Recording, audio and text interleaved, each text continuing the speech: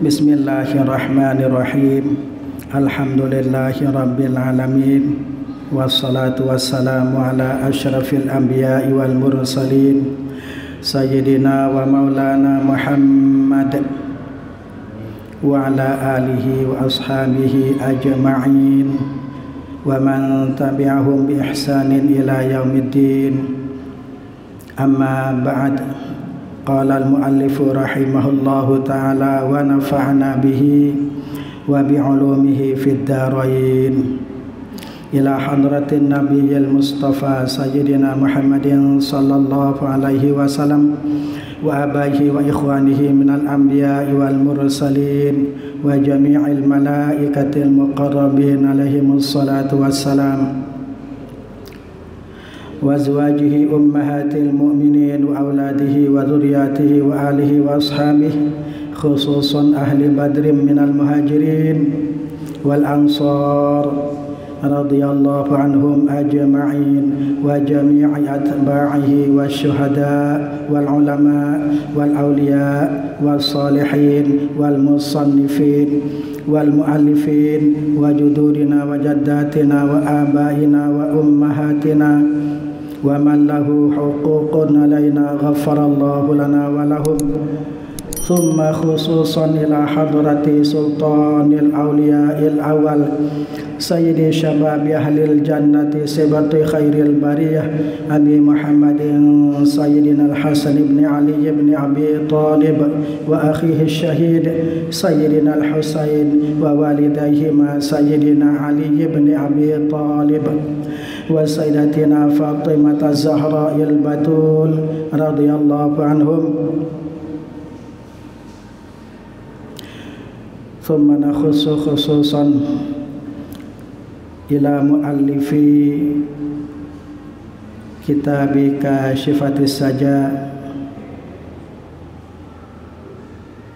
wa kitabi Safinatin Najah radhiyallahu anhum lahumul Fatihah. A'udzu billahi minasyaitonir rajim. Bismillahirrahmanirrahim.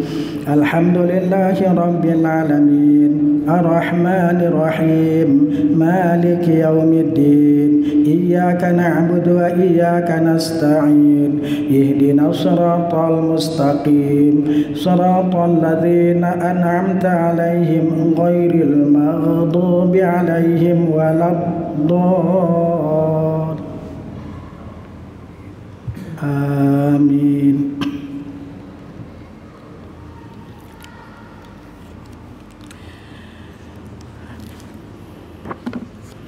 Hadirin rahimani wa rahimakumullah.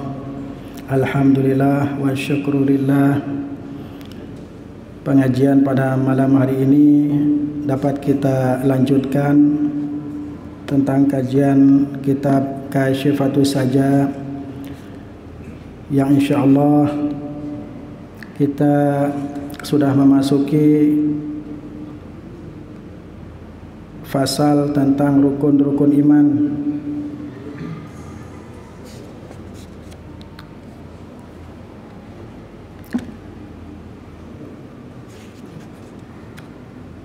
Pada malam hari ini kita akan lanjutkan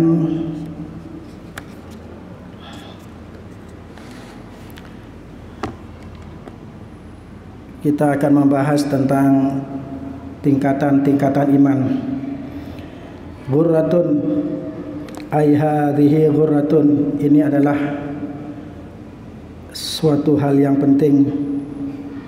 Maratibul imani khamsatun,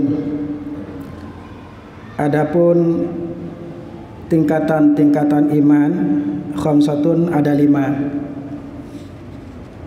Awaluha, yang pertama dari yang 5, imanu taqlidin, adalah tingkatan iman taklid. Iman taklid ini iman yang bagaimana? Wa huwal jazmu biqaulil ghairi min ghairi ay ya'rifa dalilan. Iman taklid itu adalah al-jazmu,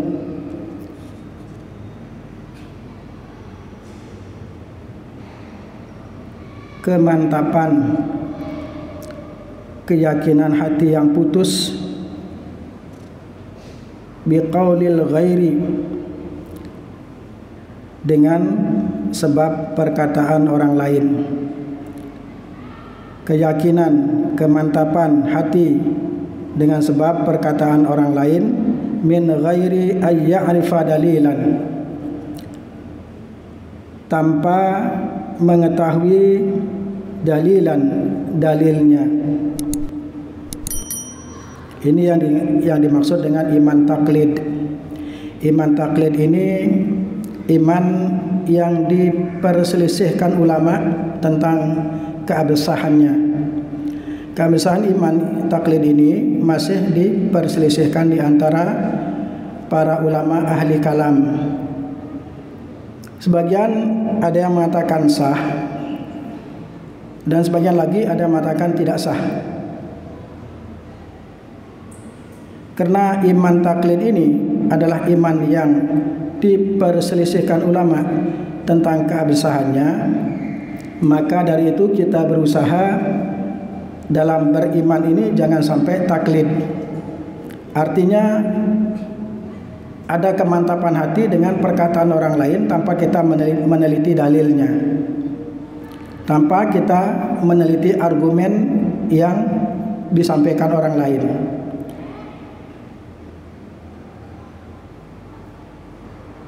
Kalau di dalam kitab Kasyifatus saja ini, beliau Syekh Umar Nawawi Al-Bantani ini mengatakan iman taklid, yaitu kemantapan hati yang didasari dengan perkataan orang lain tanpa mengetahui dalilnya, tanpa mengetahui argumentasinya. Beliau mengatakan wahwa yasihhu imanuhu, dan iman taklid itu yasihhu imanuhu, sah imannya, ma'al isyan, tapi disertai dengan isyan, artinya maksiat, disertai dengan kemaksiatan kepada Allah, artinya kita masih berdosa, sah tapi berdosa. Tapi kalau kita ikut pendapatnya Imam As-Sanusi, sebagaimana yang beliau jelaskan di dalam kitab Kifayatul Awam yang dikarang oleh Syekh Muhammad Al-Fadholi, Al-Imam As-Sanusi itu mengatakan wal muqallidu kafirun. Orang yang imannya taklid, artinya kemantapan hati yang hanya didasari dengan perkataan orang lain tanpa kita mengetahui dalilnya atau argumentasi yang orang lain pakai, maka kata Imam As-Sanusi kafirun, orang itu masih kafir, masih terkafir. Kafir itu berasal dari bahasa Inggris, kafir. Kafir itu tertutup. Artinya hatinya masih tertutup, masih terhijab dari ma'rifatullah, dari mengenal Allah. Jadi dapat disimpulkan bahwa orang yang imannya taklid ini orang yang imannya masih sangat disangsikan keabsahannya. Dikhawatirkan orang yang iman taklid ini akan terperosok ke dalam kekafiran karena imannya tidak kuat, tidak disertai dengan dalil atau argumentasi. Ini berbahaya. Kalau kita dalam beriman ini masih dalam tingkatan iman taklid, kalau kita ikut dengan pendapat Imam As-Sanusi yang dianggap ekstrim, bahwa imannya orang yang taklid itu adalah kafir. Di dalam kitab Kifayatul Awam dijelaskan wal muqallidu kafir. Orang yang bertaklid di dalam akidah itu adalah kafir. Artinya beliau mewajibkan di dalam beriman kepada Allah, di dalam bermakrifat kepada Allah harus disertai dengan harus disertai dengan dalilnya atau argumentasinya. Malah beliau Imam As-Sanusi menjelaskan yang dimaksud dengan iman taklid adalah ada orang yang mengetahui sifat-sifat yang wajib bagi Allah, mengetahui sifat-sifat yang mustahil bagi Allah, mengetahui sifat-sifat yang jaiz bagi Allah, kemudian dia mengetahui sifat-sifat yang wajib bagi para nabi dan rasul, dan mengetahui sifat-sifat yang mustahil bagi para nabi dan rasul, dan satu sifat jaiz bagi para nabi dan rasul tetapi tidak mengetahui dalilnya. Ini yang dimaksud dengan muqallid, orang yang imannya ikut-ikutan. Dia kalau ditanya sifat 20 tahu, wujud, qidam, baqa. Zat Allah itu wujud. Wujud artinya wajib ada. Allah itu wajib ada, karena Allah wujudnya wajibal wujud, tidak seperti wujudnya makhluk. Mungkinul wujud, artinya mungkinul wujud itu kemungkinan ada. Kita ada ini karena diadakan Allah. Jadi keberadaan kita tergantung dari qudrat dan iradatnya Allah. Kalau Allah berkehendak, maka kita jadi, maka kita ada. Kalau Allah tidak berkehendak, maka kita tidak akan wujud atau tidak ada. Jadi wujud makhluk ini kebalikan dari wujudnya Allah. Wujudnya Allah itu wajibal wujud, artinya wujud Allah itu tidak bergantung kepada selainnya, tidak bergantung kepada selain Dia. Wujudnya Allah itu ya wujud sendiri, wujud dengan dirinya sendiri, tidak bergantung dengan yang lainnya. Kalau kita akan bergantung, wujudnya kita bergantung dengan Allah. Kalau Allah menghendaki kita wujud, maka kita wujud. Kalau tidak, maka kita adam atau tidak ada. Dia tahu sifat wujud, artinya tahu. Kemudian yang kedua, qidam. Qidam artinya tidak berpermulaan. Wujudnya Allah itu tidak berpermulaan. Tahu dia, tapi dia nggak tahu dalilnya. Kalau ditanya apa dalilnya, nggak tahu. Baqa tahu dia, artinya kekal. Artinya wujudnya Allah itu tidak ada penghabisannya. Artinya wujudnya abadi. Baqa abadi, kekal abadi. Tahu dia artinya. Tapi kalau ditanya dalilnya apa?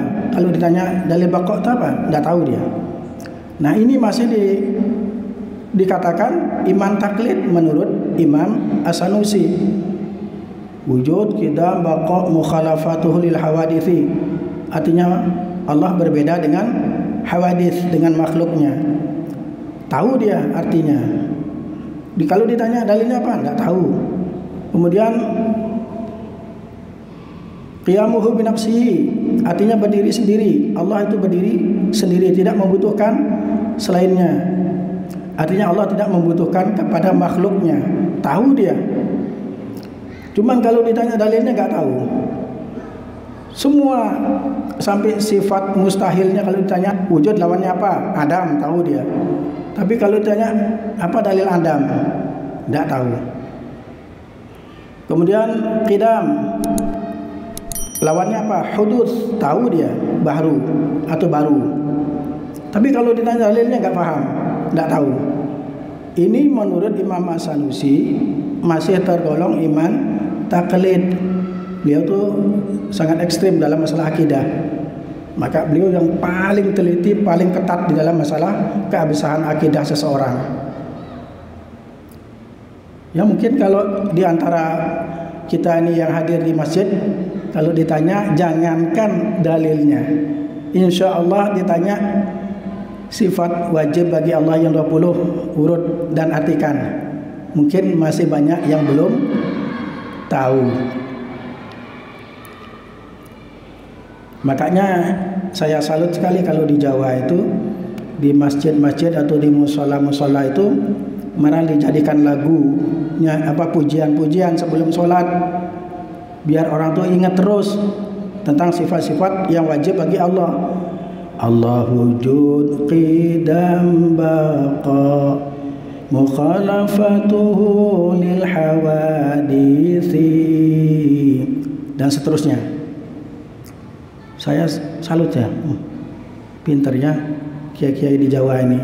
Biar masyarakat itu ingat terus, karena ini merupakan sesuatu yang fardu ain, bukan fardu kifayah. Fardu ain, keimanan itu fardu ain.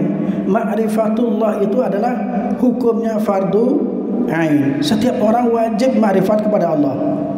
Kalau dia tidak ma'rifat kepada Allah, sia-sia amal ibadahnya. Kepada siapa dia beribadah? Dia alamatkan ke siapa ibadahnya? Dia enggak kenal Allah. Dia enggak kenal Allah. Terus ke siapa? Logikanya, kita kerja sama orang, kita tidak tahu bos kita siapa. Ya pokoknya kita kerja. Terus siapa yang ngasih gaji?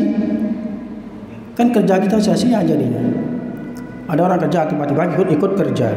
Ya mungkin si bos bilang, oh ini ada orang baik hati ini, ada orang yang mau gotong royong. Bulan depan nggak dikasih gaji, yang lainnya dikasih karena resmi. Dan dia kenal bosnya, secara resmi dia menjadi karyawannya. Makanya kita itu agar ibadah kita diterima oleh Allah, kita harus resmi menjadi hambanya. Kalau kita tidak resmi, kemana dialamatkan? Siapa yang akan menerima ibadah kita? Makanya jangan heran, di dalam sebuah hadis yang cukup panjang, Rasulullah menjelaskan ada orang yang hafal Al-Quran, ahli hadis, ahli tahajud, itu mereka digiring ke neraka. Ada apa? Mereka digiring ke neraka, padahal mereka dia itu ahli tahajud, ahli Al-Quran. Bukan hanya istiqomah membaca Al-Quran, hafal 30 juz. Setiap hari dia mentadarus Al-Quran dengan cara bil hifzi, dengan hafalan. Kemudian kelompok ini, kelompok orang-orang yang ahli ibadah, ahli Al-Quran, ahli ilmu, para ulama, tahu-tahu tiba-tiba dia digiring ke neraka. Ketika dalam cerita di dalam hadis itu, ketika dia melihat gejolak api neraka yang luar biasa, mereka menggigil ketakutan. Ya karena memang mereka harus masuk neraka, maka mereka dijebloskan ke neraka. Ya karena mereka itu sekedar hafal Al-Quran, sekedar ahli tahajud, ahli ibadah, tapi tidak mengenal Tuhannya. Karena ini yang dasar, yang fundamen adalah ini, akidah itu. Luruskan dulu akidah kita, benarkan dulu akidah kita, fahami dulu siapa Tuhan kita, baru ibadah kita bermanfaat untuk diri kita, bukan untuk Allah. Allah tidak butuh loh dengan ibadah kita.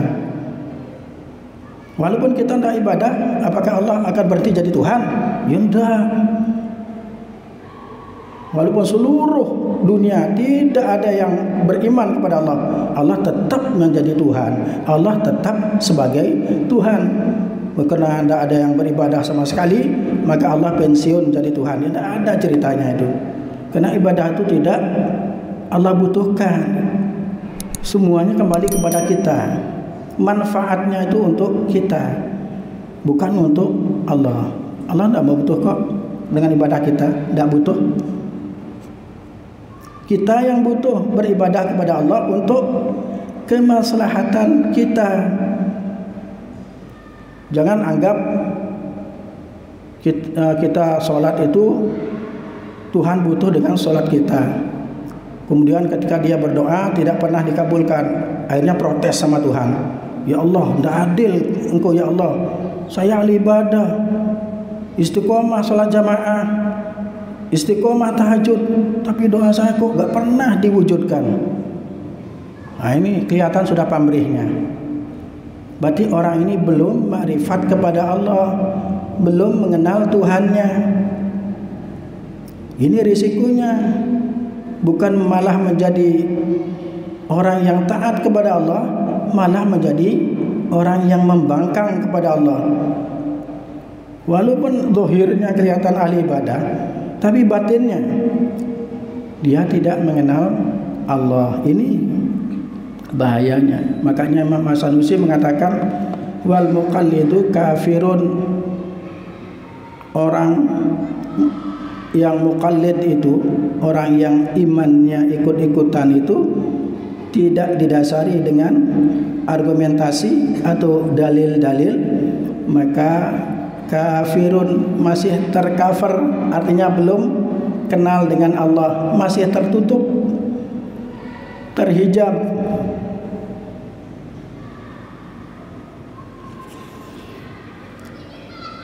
Cuma ada sebagian ulama yang tidak begitu ekstrim, di antaranya Syekh Muhammad bin Umar An-Nawawi Al-Bantani. Beliau mengatakan sah iman taklid itu, tetapi disertai dengan dosa. Sah tapi berdosa, kan aneh ya?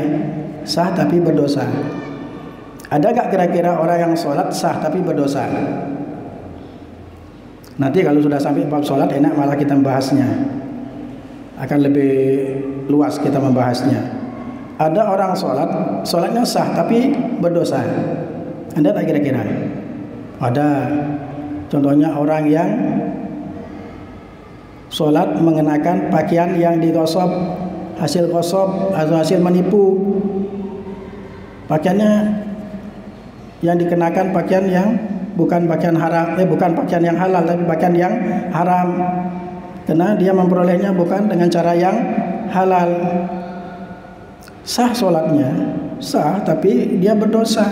Tidak dapat apa-apa dari sholatnya, tidak mendapatkan pahala, tapi malah mendapatkan dosa.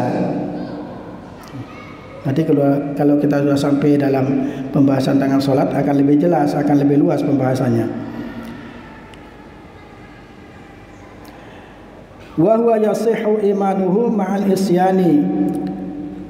Iman taklid itu sah imannya ma'al isyani, tetapi disertai dengan dosa, berdosa atau bermaksiat. Kenapa? Bitarkihin nadhara atau bitarkihin nadhara. Karena dia meninggalkan nadhar. Nadhar itu artinya analisa. Analisa. Dia meninggalkan analisa, menganalisa dengan akalnya. Ai al-istidlali in kana qadiran ala dalil, yaitu mencari dalil jika dia termasuk orang yang mampu untuk mengungkapkan suatu dalil. Saya kira orang yang tidak mampu, yang dimaksud di sini itu tidak mampu untuk mengungkapkan suatu dalil adalah orang yang akalnya lemah. Ada orang yang diciptakan Allah akalnya lemah. Jangankan untuk membaca, kadang-kadang menyebutkan huruf saja salah. Ada itu sudah kodratnya, itu kehendak Allah itu. Ya, kalau begitu tidak berdosa walaupun dia tidak tahu dalilnya, karena dia memiliki kekurangan atau kelemahan yang mana kelemahan dan kekurangan itu adalah secara kodrati, bukan karena disengaja. Kalau akal kita masih sehat, masih segar, masih waras, tapi kita tidak berusaha untuk mempelajari akidah dengan baik, disebabkan kelalaian kita, disebabkan kemalasan kita, ya kita yang berdosa. Berarti kita menyia-nyiakan nikmat yang telah diberikan Allah, yaitu nikmat akal, nikmat sehatul akli, nikmat kesehatan akal. Karena akal itu harus digunakan untuk memikirkan sesuatu yang bermanfaat.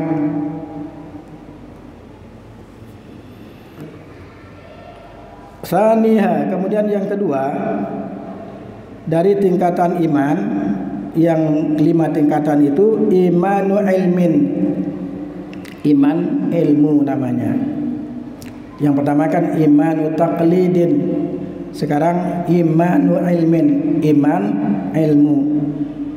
Wa huwa ma'rifatul aqaidi bi adillatiha. Nah ini. Wa huwa, dan adapun iman ilmu itu adalah ma'rifatul aqaidi, mengetahui akidah-akidah. Yang dimaksud akidah-akidah di sini adalah akidah-akidah yang 50. 20 sifat wajib bagi Allah, 20 sifat mustahil bagi Allah, 41 sifat jaiz bagi Allah, sudah 41. Apa sifat jaiz bagi Allah? Fi'lu mumkinin au tarkuhu, melakukan sesuatu yang mungkin atau meninggalkan atau tidak melakukan. Nanti kalau di sini dijelaskan, ada khusus kitab yang membahas tentang akidah Islamiyah itu. Ya, kitab yang paling dasar bisa kita kaji di dalam kitab Tijanud Darori, itu sudah cukup itu. Tijanud Darori. Ada yang lebih lengkap lagi, Kifayatul Awam. Kalau saya dulu di pesantren pertama kali ngaji kitab itu ya, yang mengenai akidah adalah kitab Tijanud Darori. Saya berguru langsung kepada Tuan Guru Haji lalu Ahmad Khairi Adnan di Praya ketika saya masih mondok di Lombok. Sampai hatam itu Tijanud Darori. Kemudian pindah ke Asam Bagus di Skurjo. Di sana saya ikut pengajian kitab akidah, yaitu judulnya Kifayatul Awam, juga sampai khatam, alhamdulillah. Kemudian meningkat ke Umul Barohin, cuman karena kitabnya tebal tidak sampai khatam, karena saya keburu pindah ke Jember. Karena tauhid ini adalah sesuatu yang pertama kali yang wajib kita pelajari, karena ini merupakan dasar dari keimanan kita kepada Allah. Kita tidak akan dikatakan beriman kepada Allah kalau kita tidak mengetahui sifat-sifat wajib bagi Allah, sifat-sifat mustahil bagi Allah, kemudian sifat yang jaiz bagi Allah 1, jadi 41. Kemudian 4 sifat-sifat yang wajib bagi para nabi dan rasul. InsyaAllah bapak-bapak yang hadir di masjid ini tahu semua. Apa itu 4 sifat yang wajib bagi para nabi dan rasul? Siddiq artinya Siddiq artinya kan bagaimana nih akidahnya? Siddiq artinya jujur atau benar. Lawannya kidbun, kidib, dusta. Tidak mungkin para nabi dan rasul itu dusta. Wajib para nabi dan rasul itu siddiq. Yang kedua, amanah, artinya dapat dipercaya. Lawannya khianat, khianat, tidak dapat dipercaya. Terus yang ketiga, tabligh, artinya menyampaikan. Lawannya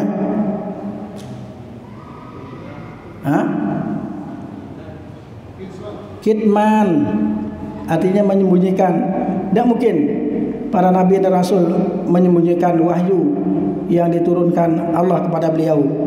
Tidak mungkin, karena para nabi dan rasul wajib bersifat tabligh. Terus yang keempat, yang terakhir, fatonah, artinya apa arti fatonah? Jenius. Jenius artinya tuh. Kalau cerdas kan masih di bawahnya jenius. Para nabi dan rasul itu tidak ada yang tidak jenius. Jenius, super cerdas. Lawannya baladah, artinya dungu, bodoh. Dungu itu di bawahnya bodoh. Kalau bodoh mungkin tidak tahu sebagian. Kalau dungu itu ya, kalau orang sini bilang apa ya? Nah, kalau orang Bali sini, orang Kepulauan bilang lengah-lengah, lengah-lengah, pelangak-pelongok. Jadi kalau orang Jawa bilang pelangak-pelongok, ya itu dungu. Tidak mungkin para nabi dan rasul pelangak-pelongok, melamun. Ya, melamun yang enggak. Ya kalau kita ketika tidur sendirian di kamar, melamun yang enggak. Malah yang enggak dipikirkan. Coba pikirkan yang manfaat, yaitu zikir. Caranya berpikir yang bermanfaat yaitu berzikir. Berzikir bisa ada zikir khafi, ada zikir jahar, zikir jahri. Boleh zikir jahar. Tapi jangan sampai mengganggu orang lain. Mentang-mentang dibolehkan, di sampingnya ada orang tidur, zikir, malah berdosa. La ilaha illallah, la ilaha illallah. Sini kaget akhirnya. Sedangkan orang itu wajib tidur pada waktunya tidur. Tapi kalau tidur tidak pada waktunya, ya, berarti kita berpahala membangunkan dia, karena dia belum sholat misalnya. Ya, belum sholat. Oh, syukur kamu saya bangunkan, jangan marah-marah, kan gitu jadinya. Itu. Jangan dikira membaca Al-Quran itu pasti berpahala, belum tentu. Di sebelahnya ada orang sholat sunnah, apalagi sholat wajib, sholat sunnah saja. Kemudian kita baca Quran keras, kemudian dia sampai konsentrasinya terganggu. Misalnya maunya baca suratul Fatihah, Bismillahirrahmanirrahim, Alhamdulillahirabbil alamin. Karena kita baca surat lain, misalnya Qul ya ayyuhal kafirun, Alhamdulillahirabbil alamin, Qul ya ayyuhal kafirun. Terganggu jadinya konsentrasinya orang. Itu berdosa kita. Ketika kita baca Al-Quran, kalau sampai mengganggu orang, maka kita berdosa. Jangan dikira tidak berdosa. Walaupun kita bukan mengganggu sesama muslim, sama non muslim juga tidak boleh. Misalnya jam 3 malam waktunya orang tidur istirahat, pakai pengeras suara, maaf ini, pakai pengeras suara, tadarusan. Wah, tadarusan itu bagus kok. Baca Al-Quran itu gitu berpahala, sunnah berpahala. Iya berpahala kalau caranya tepat dan waktunya tepat. Tapi kalau caranya tidak tepat dan waktunya tidak tepat, ya berdosa. Jangan dikira.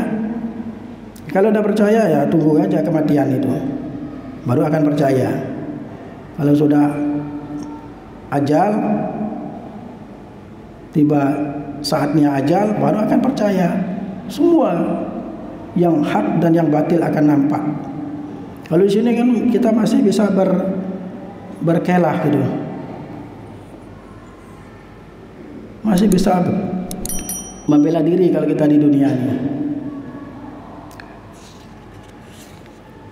Ya kalau di alam kubur jangan coba-coba kita akan dapat membela diri. Kalau kita memang termasuk golongan yang batil, siksaan dari malaikat akan kita rasakan. Tapi kalau kita tergolong orang yang hak, maka kenikmatan yang akan kita dapatkan dari Allah. Ya karena waktunya sudah habis, maaf. InsyaAllah akan kita lanjutkan di lain hari. Mudah-mudahan kita masih diberikan kesempatan dan umur oleh Allah, sehingga kita bisa bersua kembali di dalam membahas kitab Kasyfatus Saja ini. Tadi baru sampai tingkatan iman yang kedua, tapi belum selesai. InsyaAllah pada pertemuan yang akan datang akan saya lanjutkan. Mudah-mudahan manfaat dan barakah. Al-Fatihah. A'udzu billahi minasyaitonir rajim. Bismillahirrahmanirrahim. Alhamdulillahirabbil alamin. Arrahmanir rahim. Maliki yaumiddin. Iyyaka na'budu wa iyyaka nasta'in. Ihdinas siratal mustaqim. Siratal ladzina an'amta 'alaihim ghairil maghdubi 'alaihim waladdallin. Amin. Subhanakallahumma wa bihamdika asyhadu an la ilaha illa anta astaghfiruka wa atubu ilaik. Subhanakallahumma wa bihamdika asyhadu an la ilaha illa anta astaghfiruka wa atubu ilaik. Subhanakallahumma wa bihamdika asyhadu an la ilaha illa anta astaghfiruka wa atubu ilaik. Akhirul kalam, wallahul muwaffiq ila aqwamit thariq. Wassalamualaikum warahmatullahi wabarakatuh. قد كفاني علم ربي من سؤالي واختياري فدعائي وابتهالي شاهد لي بافتقاري.